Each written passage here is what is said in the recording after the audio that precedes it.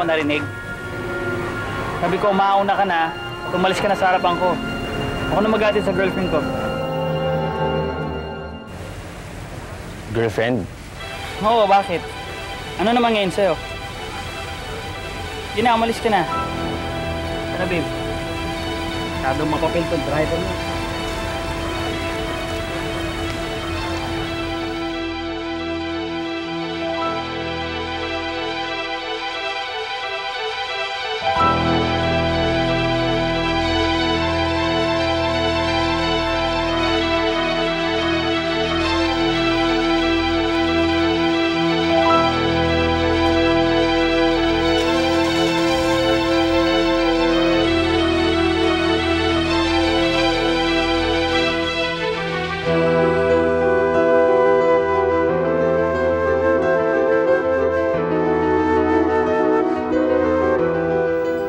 Sino ito? Hello? Sino ito? Hello?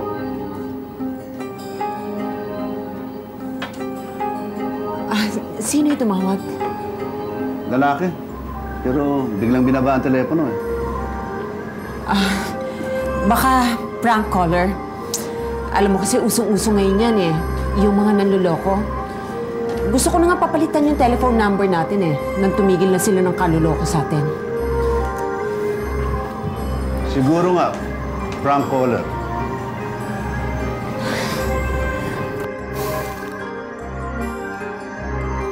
Pero ikaw ang hinahanap eh.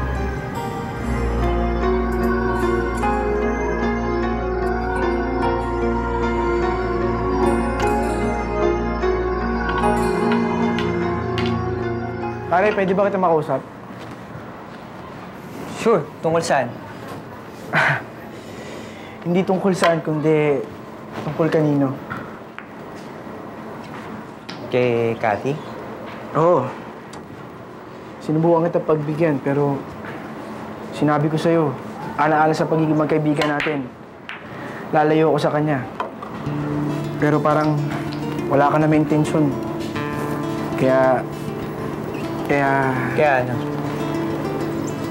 Kaya plano ko ligawan siya.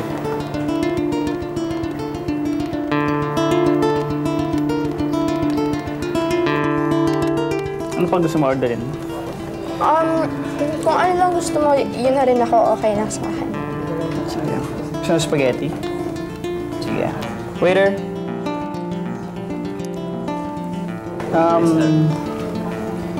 Spaghetti with basil sauce. Dalawa na lang. Yun lang. Oo, yun lang. Sir, thank you.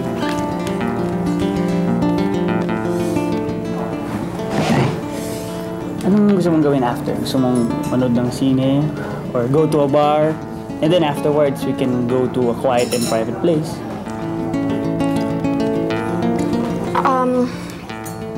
Kasi baka hinahanap na ako ng parents ko. Kasi alam mo, paggabi, gusto namin yung sabay-sabay kami nagsuswimming.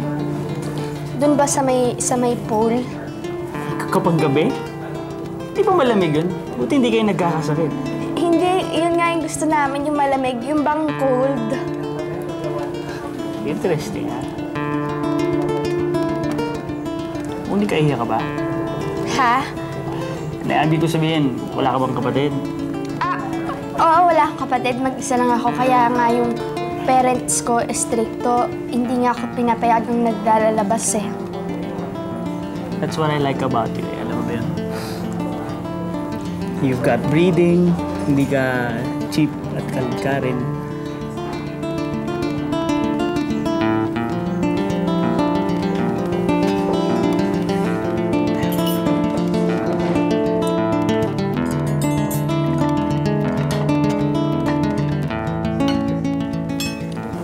Kain na tayo.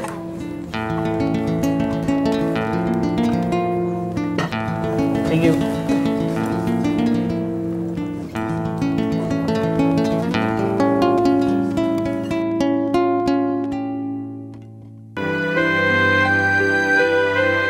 I hope you don't mind, pare. Why should I mind? Wala naman kami relasyon ni Cathy. magkaibigan lang naman kami. So, ibig sabihin, okay lang sa'yo naligawan mo si Cathy? Alam mo pare, kung may gusto ka sa kanya, hindi kita pipigilan. Pero pare, pakiusap lang.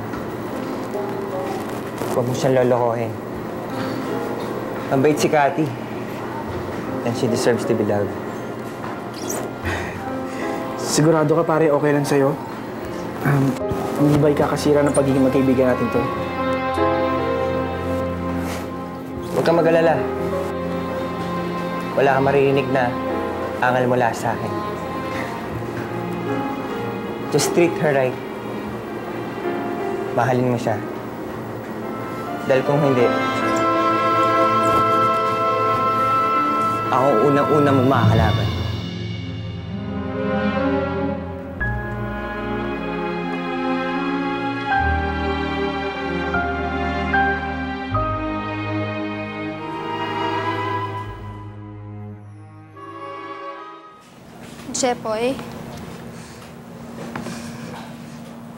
Jepoy, sorry dun sa kanina, ha? Saan? Doon sa pagpapakilam sa akin bilang driver mo o yung pagtrato sa akin ng boyfriend mo? Nagulat kasi ako, eh. Hindi ko naman alam na pupunta ka doon. Ba't ka ba biglang sumulpot? May sasabihin ka ba? Kung meron man, hindi na siguro yung importante ngayon, di ba?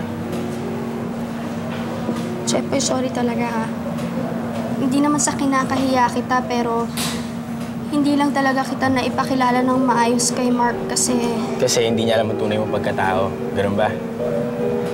Kaya ba nung isang araw nakita kitang bumabado sa malaking bahay na yun?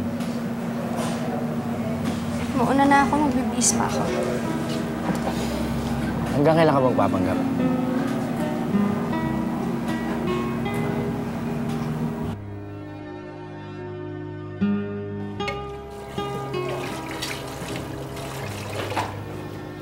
Senyorito, ako na ho yan. Huwag niyo na ho akong tulungan. Sige na ho, kaya ko na ho to. Okay lang yun. Wala naman akong ginagawa, eh.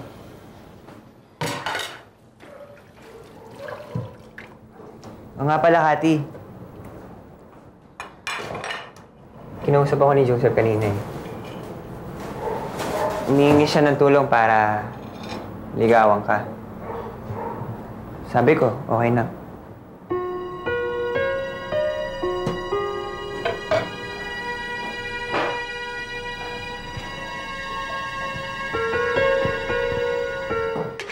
Sana po, senyorito, hindi niya po sinabi yun.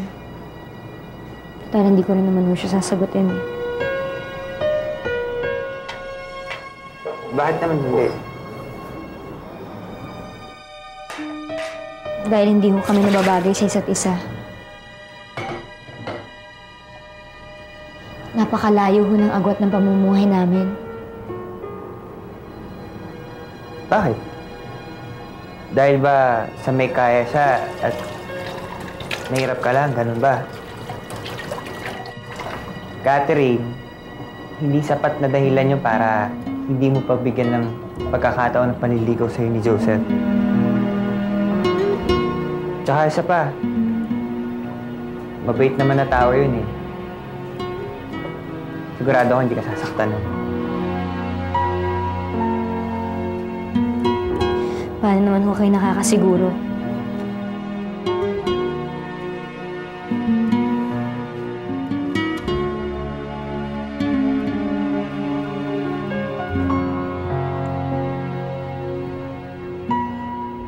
Dahil kapag sinaktan ka niya, ako makakabangga niya. Sinagot mo yung Mark? Oo, kanina lang. Akala ko ba bad news yung lalaking yun? Di ba naka-jaunties ever ng girl lalo yun? Ba't sinagot mo pa? Eh, Finky, iba naman ang turing sa akin ni Mark, eh. Tsaka huwag kang mag-alala. Wala naman ako intensyon magpaloko sa kanya, no? Eh, ano bang intention mo? Siya magiging daan ko paalis sa lugar na to. Siya yung magiging hagdan ko, nakakapitan ko para may ahon kong sarili ko at si Mamu paalis sa mabahong mundong kinakalagyan ko ngayon. Pero habang hindi pa nangyayari yun, magtitiis muna ako. Tapos, hihintayin ko dumating yung tamang panahon. Sisiguraduhin ko sa'yo, Finky. Darating yan.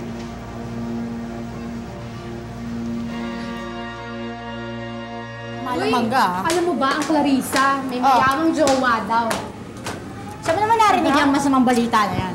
Kay Pinky, kagabi, pinagkakalit niya sa lahat ng mga hostesses, no? Oy! Hindi ako iniwala dyan. Dahil kung totoo may mayamang boyfriend yan, di dapat nirarapan niya dito, di ba? Eh, siyempre, takot siyang maagaw ng iba. Maagaw ng iba. Siguro may ibang dahilan. Siguro mukhang tindang guy lalaki. Kaya yun, ipunta dito. Yun nga kaya talaga ang dahilan. O baka na may nililihim siya sa boyfriend niya. Ano yun? Di ko alam. Pero, malalaman ko rin yan. Ako pa. Walang sekreto na hindi mabubunyag. Saka walang basurang di nangangamoy, lalo kung galing sa kanya. Pag mamayak niya, maglayak ko niya.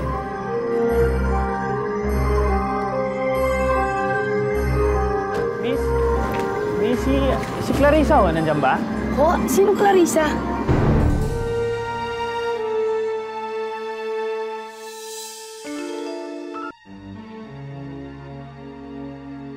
Eh di sino pa? Eh di yung amo nyo. Wala akong Clarissang nakatira rito. Wala. Wala ako talaga. Hindi mo bahay na to? Excuse me, ano yun, sir? Oh, pala. Eh, sabi niya wala daw Clarissang nakatira dyan eh. Eh, wala naman ho talaga eh. Eh, ano bang gusto niyo mangyari? Dahil sige, itapon niyo na muna yan. Sige. Sir, pasensya na ako kasi bago lang yung katulong na yan eh. Eh, kilala niya si Senyorita Clarissa bilang senyorita lang. Ganun ba? Eh, nasan siya?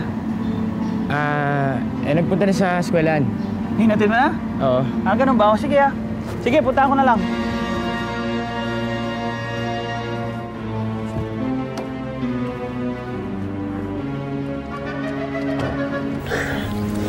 Jake, please. Bakit? Stop it. Why? Kailangan tayo munang maglaylo. Nakakalata na yata si Tony. Lilo? Yeah. At tuwing kailan na lang tayo magkikita? I don't know. Akala mo ba madali sa akin to?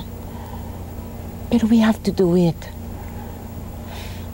Hindi mo lang alam how much I'll miss you. Pero natatakot kasi ako kay Tony. Hindi ko nga alam kung bakit siya umuwi dito eh. Baka naman dahil sinusundan ako. Beatrice, ayaw kong mawala ka sa akin. Jake, hindi ako mawawala. Kailangan lang tayo magpalamig. And please, stop calling my house. Ako na lang ang tatawag sa'yo. O sige, kung yan ang gusto mo. Pero sinasabi ko sa'yo, Beatrice, mainipin akong tao. Please, Jake. Try to understand my situation. Ano ka ba? Hindi ko alam kung gaano kong matatagalan na hindi ka makasama.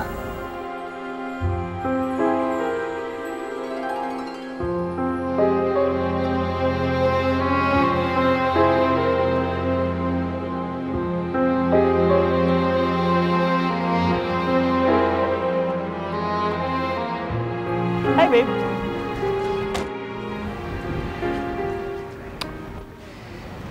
Kumusta? Okay lang. Alam mo, dumaan ako sa inyo. Sabi sa akin ng maid yun, hindi ka daw nakatira doon. Ha? Buti na lang dumating yung driver nyo. Anong pangalan ulit nun? Si Jepoy? Oo, yata. Pero anyway, sabi niya sa akin, bago lang daw yung tatanga-tanganin ng maid. Kasi natid ka raw niya rito. Ganun nga. Ano ba? Tara na. Makalita tayo.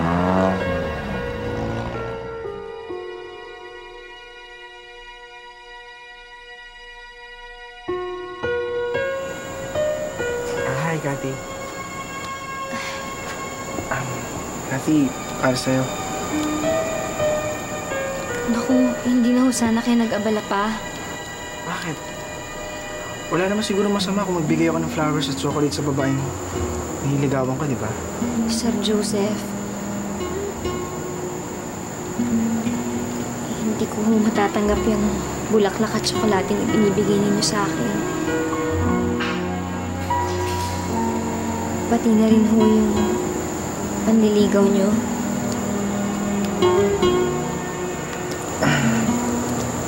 Bakit? Sa tingin mo ba tututol si Tita Beatrice? Wala ka naman dapat problemahin dun eh. Pumayag na siya. Wala rin naman hong patutunguhan yung panliligaw niyo sa akin. Maraming salamat na lang ho sa atensyong ibinibigay ninyo. Pero sana hanggang doon na lang po yun. Bakit? Dahil ba kay Charles? May pagtingin ka ba sa kanya?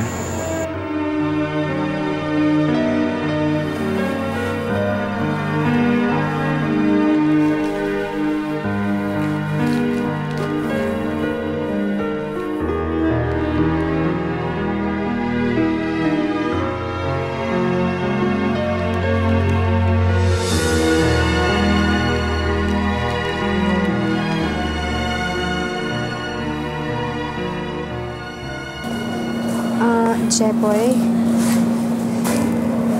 gusto ko sana magpasalamat sa'yo dun sa ginawa mo ng pagtatakip sa akin. Nakwento kasi sa akin ni Mark eh. Wala yun. Ayoko lang na mapahiya ka. Naman nahihiya nga ako sa'yo eh. Parang ang dami-dami kong utang sa'yo.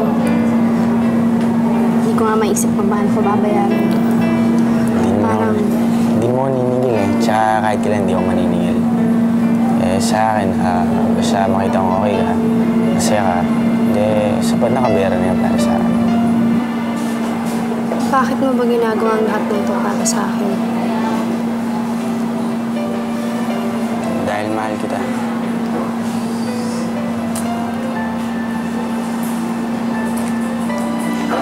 Jepoy. Hindi mo sinasabi siyang mahal kita. Para hilingin sa akin na mahalin mo rin ako. Sa akin naman lagi ako nandito. At alalahanin mo na lagi ako nandito sa tabi mo. Pero Jepoy... Alam ko naman kung saan ako lulugar, Clarice. Alam ko naman na may mga priorities ka na sa buhay. Tsaka alam ko rin na kahit kailan, hindi ako pwede mag-isa sa mga priorities mo. Sorry, may boyfriend na ako. Huwag kang mag-sorry. Wala ka namang kasalanan eh. Sabi ko nga, sila na ako na nandito, binabatihan ka. Tsaka umaasa na sana isang araw. Bago yung isip ko. At mahalin mo rin ako.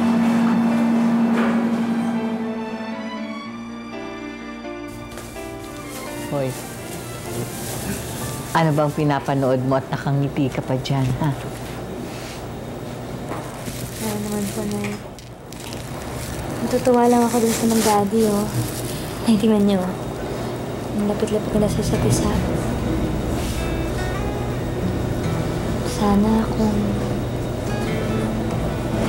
Sana kung ano? Sana akong nakilala at nakasama ko rin ang itay ko. Siguro ganyan din kami kalapit sa isa't isa.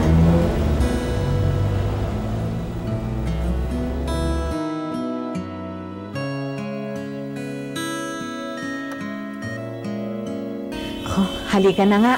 At marami pa akong asikasuhin sa bahay.